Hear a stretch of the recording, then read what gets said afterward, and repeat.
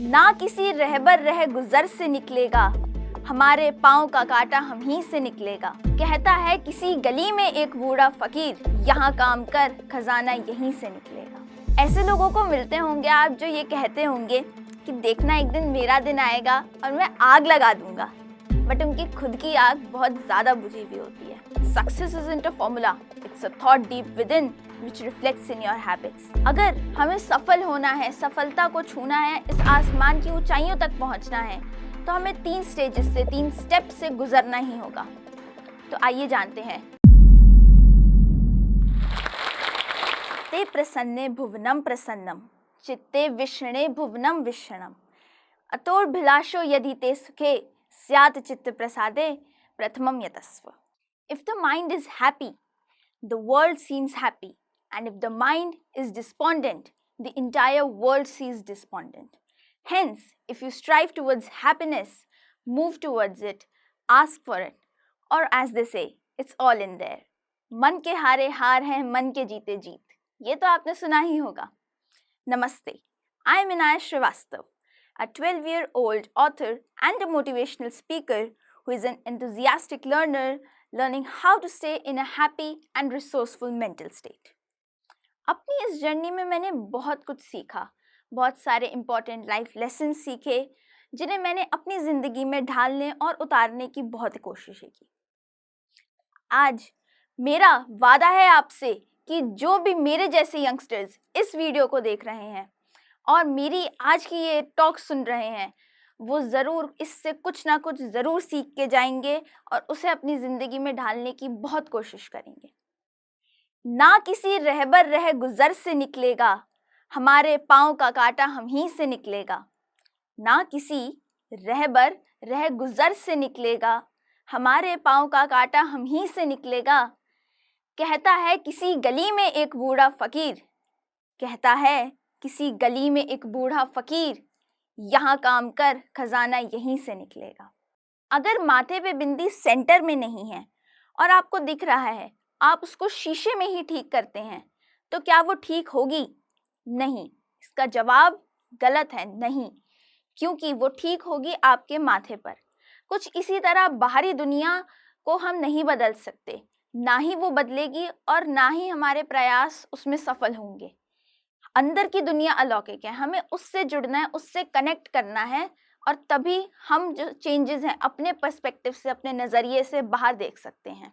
क्या आपने कभी सोचा है कि इस दुनिया में इतने सारे लोग बिना अपने आइडियाज़, कैपेबिलिटीज़, टैलेंट्स, इन सब को इस दुनिया के आगे, इस दुनिया के समक्ष शोकेस करे बिना ही इस दुनिया को क्यों अलविदा कह देते हैं? क्या आपने कभी ये सोचा है कि इस दुनिया की सबसे महंगी जगह कौन सी है? शायद वहाँ जहाँ एक इंसान की अंतिम यात्रा पहुँचती है, क्योंकि वो लोग जिनके पास इतना टैलेंट था, इतना पोटेंशियल था, लेकिन अपनी पूरी ज़िंदगी में वो कुछ काम नहीं कर पाए, वही अरबों खरबों के सपने लेकर वो वहाँ दफन हैं। पता नहीं उनमें इतना टैलेंट नहीं था कि, या फिर उनमें वो हिम्मत नहीं थी कि वो उसको अपनी दुनिया के आगे रख पाए। बहुत से पोटेंशियल वाले लोग जो महान कार्य कर सकते थे, कितनी ही ऊंचाइयों तक पहुंच सकते थे, अपनी शुरुआत ही नहीं कर पाए। वो अपना पहला स्टेप, अपना पहला कदम ही नहीं ले पाए कि वो इस दुनिया के लिए बहुत कुछ कर पाए या अपने लिए ही आगे बढ़ पाए। अगर हमें सफल होना है, सफलता को छूना है, इस आसमान की ऊंचाइयों तक पहुंचना है, तो हमें 3 स्टेजेस से, 3 स्टेप से गुजरना ही होगा। तो आइए जानते हैं। ध्यान से सुनिएगा मेरा पहला step. Step 1, mental decisions. People take mental decisions for everything they want. सोचने में जाता ही क्या है? Well, success isn't a formula, it's a thought deep within which reflects in your habits. Success कोई तरीका नहीं है या फिर एक मैथ्स का फॉर्मूला नहीं है जिसको हम एक स्टेप से कर करके पहुंच जाएं। नहीं, ये एक थॉट है। अगर एक इंसान के अंदर वो थॉट बैठा हुआ है कि नहीं, उसे सक्सेसफुल होना ही होना है, तो वो उसको अपनी आदतों में वो दिख ही जाएगा। अगर उसे चाहिए कि वो सुबह उठे, वो बहुत उसे बिजनेस करना है, वो उसकी आदत में दिखेगा कि वो रोज सुबह उठेगा, वो अपने लिए एक सेंटेंसेस बना के रखेगा, I can do it, I will do my best, I can do everything, I will achieve everything. वो उसकी आदतों में दिखेगा। लोग मेंटल डिसीजंस नहीं ले पाते।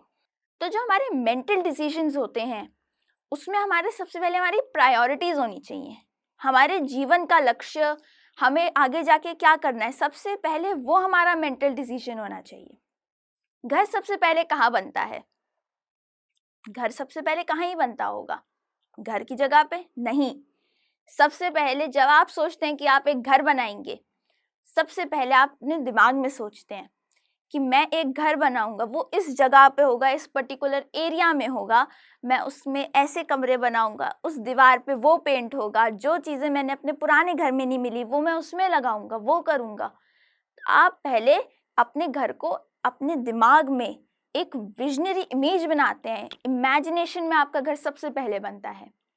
फिर आप एक आर्किटेक्ट को बुलाते हैं, अपनी थॉट्स फीलिंग्स को एक्सप्रेस करते हैं, आप बताते हैं कि आपको घर कैसा चाहिए, और फिर वो सारी चीज़ें जो हैं आप बताते हैं आर्किटेक्ट को, और वो नक्शे पे, एक पेपर पे एक मैप बनाते हैं। तो सेकेंडली घर बना आपका मैप पे, पेपर पे, नक्शे में। फिर जाके थर्ड स्टेप वो एक्चुअल में बनता है, फिर वो अपनी जगह पे, इस अर्थ पे, इस दुनिया में बनता है। तो आपके मेंटल डिसीजंस बहुत ज़रूरी हैं, जिसमें आपकी प्रायोरिटीज़ सबसे 1 नंबर पे होनी चाहिए। बहुत सारे लोग इस स्टेज से आगे नहीं बढ़ पाते क्योंकि स्टेप नंबर 2 है फिजिकल एंड मेंटल पेन्स। सेहत अच्छी चाहते हैं पर सुबह उठने में पेन है, आगे बढ़ना चाहते हैं पर मेहनत करने में भी दर्द है। इसी बात से मुझे एक शेर याद आया, प्लीज ध्यान से सुनिएगा। लहरों को देखकर ये ना समझना कि समंदर में रवानी नहीं है। लहरों को देखकर ये ना समझना कि समंदर में रवानी नहीं है। जब भी उठेंगे तूफान बनकर उठेंगे, बस अभी उठने की ठानी नहीं है। ऐसे लोगों को मिलते होंगे आप जो ये कहते होंगे कि देखना एक दिन मेरा दिन आएगा और मैं आग लगा दूंगा, बट उनकी खुद की आग बहुत ज़्यादा बुझी हुई होती है। एक बार एक वायलिनिस्ट था, वो बहुत ही ज़्यादा फेमस एक वायलिनिस्ट था, जो एक वायलिन प्लेयर होते हैं, बहुत ही ज़्यादा ट्रेंड, एक्सपीरियंस्ड, एक बहुत ही बूढ़ा सा आदमी था वो। एक दिन उसका एक कॉन्सर्ट हुआ, उसमें बहुत से लोग आए, मीन्स 10-20 लाख, 1 or 2 मिलियन, बहुत से लोग उसको देखने आए कि वो अपना वायलिन प्ले करे। बट एक्चुअली प्रॉब्लम क्या थी कि उसका एक हाथ नहीं था, वो देख भी नहीं सकता था, उसके पास इतनी मेजर 2 प्रॉब्लम्स थी, बट तब भी वो वायलिन प्ले करता था। किसी तरह वो अपने माइंड में उसने एक विजन बनाया हुआ था, एक इमेजिनरी इमेज थी उसके मन में कि कैसी उसकी स्ट्रिंग्स होती होंगी और कैसे ही उनके नाम होंगे, कैसे वो कॉर्ड्स को बजाता होगा और कैसे वो उसके कॉम्बिनेशन बनाता होगा और कैसे ही वो सोचता होगा कि इस ऑर्डर के बाद ये है, तभी वो एक परफेक्ट ट्यून प्ले होगी। लोग उसकी इस चीज़ को देखकर हैरान हो जाते थे कि वो बजा कैसे रहा है। उसका कॉन्सर्ट हुआ, उसने बहुत अच्छी अच्छी ट्यून्स बजाई, लोगों के गाने बजाए, सब अच्छा हुआ, एंड उसका जो कॉन्सर्ट था वो एक परफेक्ट ग्रेट कॉन्सर्ट हुआ, सक्सेसफुल हो गया बिल्कुल। He was also very happy. जब उसका कॉन्सर्ट हो गया तो एक इंटरव्यूअर आया उसके पास एंड उसने कहा कि आप बजा तो सकते नहीं हो, कैसे एक हाथ से बजाते हो, देख तो सकते नहीं हो, कैसे बजा रहे होते हो आप, डेली आप इतने कॉन्सर्ट्स करते हो एंड लोग आपको सुनने आ रहे हैं। उसने कहा कि मैं इस चीज़ पर ध्यान ही नहीं देता कि क्या मेरे पास है और क्या मेरे पास नहीं है। जो मेरे पास नहीं है मैं उसको देखता ही नहीं हूँ, वो देखता ही वही है सिर्फ जो उसके पास टैलेंट है। जो उसके पास टैलेंट था वो किसी में नहीं था कि वो इतनी अच्छी ट्यून्स बजा पाए, उसने उसको ही अपनी पावर रखी थी और वही उसकी स्ट्रेंथ थी कि वो उसको बजा लेता था। ऐसे ही हमारा पॉइंट ऑफ स्ट्रेस ये नहीं होना चाहिए कि हमारे पास क्या नहीं है, हम क्या नहीं कर सकते और किस चीज़ के हम केपेबल नहीं हैं। हमारे पास जो है वही हमारी सबसे बड़ी पावर है, वही हमारी स्ट्रेंथ है और उसी से हम आगे भी बढ़ सकते हैं। तो आइए बढ़ते हैं स्टेप नंबर 3 की तरफ। अभी तक हमने देखा कि स्टेप नंबर 1 एंड 2 जो हमारे मेजर फर्स्ट 2 स्टेप्स हैं वो बड़े ही इंपॉर्टेंट थे, पर मेरा personally favourite is this step number 3, look inside not outside. एक बार एक भिखारी एक मोहल्ले में कई सालों से भीख मांग रहा था। वो उसी जगह पर बैठकर एक लकड़ी के संदूक पर भीख मांगता रहता था। क्योंकि वो वहाँ पे बहुत टाइम से रह रहा था आसपास के लोग उसको कुछ ना कुछ खाने का दे दिया करते थे। इसी तरह उसका गुजारा चल रहा था। एक दिन अचानक उस भिखारी की मृत्यु हो गई। फिर उसके आसपास जब लोगों ने ये देखा तो सोचा कि चंदा इकट्ठा करके इसका अंतिम संस्कार कर दिया जाए। लोगों ने सोचा कि चंदा इकट्ठा करने का काम शुरू कर दे। तभी एक व्यक्ति ने सुझाव दिया कि उस लकड़ी के संदूक को भी खोल दिया जाए, जो भी उसमें होगा उसको बेचकर, नहीं भी हो तो संदूक को ही बेचकर जो भी पैसे आएंगे उसको भी वो उस कंट्रीब्यूशन में, उस चंदे में इकट्ठा कर लेंगे, जो उनको हेल्प कर देगा। फिर उस संदूक का ताला तोड़ा गया और जो उसमें से निकला उसको देखकर सब हैरान हो गए। उस संदूक में कोई राजा का खजाना, हीरे जवाहरात, मोती, सब कुछ था और इतनी सारी चीजें कि अगर उसने उसको एक दिन भी खोल लिया होता उसकी जिंदगी संवर जाती। कोई राजा का खजाना था मानो उसके अंदर। लोगों ने सोचा कि ये उस पर ही क्यों बैठा रहा पूरी जिंदगी अपने, अगर उसने खोल लिया होता तो वो भिखारी तो नहीं ही रहता। हम सभी ऐसा ही एक खजाना या वो तमाम रिसोर्सेज के साथ पैदा हुए हैं जो हमारे अंदर है।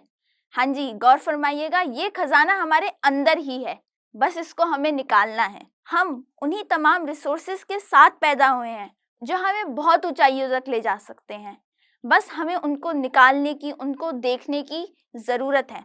अब मैं आपके साथ कुछ ऐसी इंपॉर्टेंट टिप्स शेयर करना चाह रही हूँ जिन्हें अगर आप फॉलो करेंगे या इनमें से कुछ भी अपनी ज़िंदगी में ढालने की कोशिश करेंगे तो बहुत ही ज़्यादा पॉजिटिव बदलाव आएगा। So the number first, be authentic in life, B original.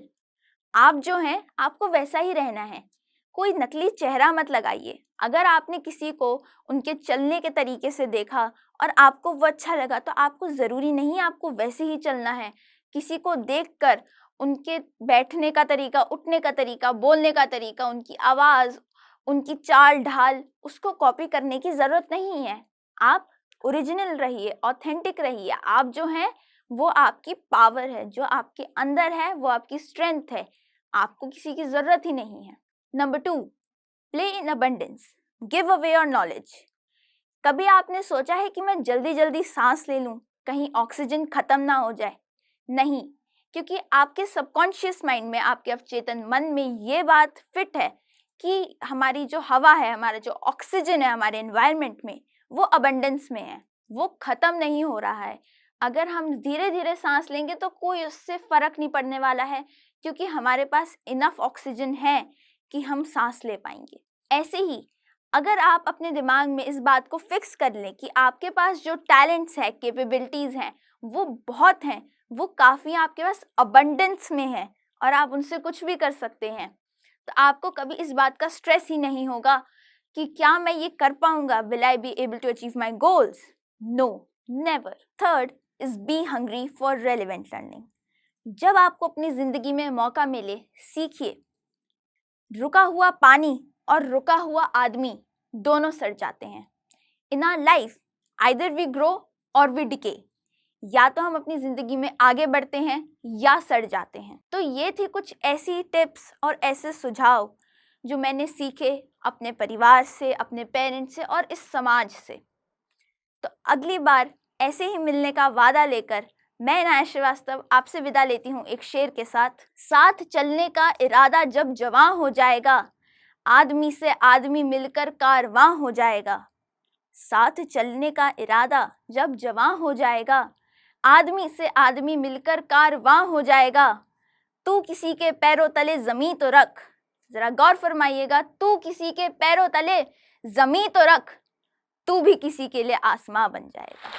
क्या आपको डर है कि आप इंग्लिश ना आने की वजह से अपने बच्चों की पढ़ाई में हेल्प नहीं कर पाएंगे? इसको आप बदल सकते हो और ये करना बहुत आसान है। डाउनलोड करो जोश टॉक्स इंग्लिश स्पीकिंग ऐप। ये ऐप आपको एक जगह देगा जहां आप बिना डरे, बिना किसी की शर्म करे इंग्लिश में प्रैक्टिस कर सकते हैं और अपनी इंग्लिश कम्युनिकेशन स्किल्स बेटर करके अपने बच्चों की मदद कर सकती हैं। Download and start practising today.